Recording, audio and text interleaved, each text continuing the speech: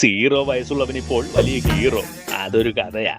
മഞ്ജുവിന്റെയും സഞ്ജുവിന്റെയും പിഞ്ചു കുഞ്ഞായ കുഞ്ചുവിന് 5 ദിവസമായപ്പോൾ തന്നെ അവർ അവന് ആധാർ എടുക്കാൻ പോയി. കാരണമെന്താ? അവരുടെ മൂത്ത കുട്ടി രഞ്ജുവിന് ആധാറില്ലാത്തത് മുൻപ് വല്ലാത്ത പൊല്ലാപ്പായിരുന്നല്ലോ. പോഷകാഹാരക്കുറവ് പരിഹരിക്കുന്നതിന് പോഷൺ പദ്ധതി കിട്ടാൻ നേരവും റിസ്ക് എടുക്കാതിരിക്കാൻ ഇൻഷുറൻസ് എടുക്കാൻ പോയപ്പോൾ വല്ലാത്ത റിസ്ക് എടുക്കേണ്ടി വന്നതുമൊക്കെ പ്രശ്നമായി.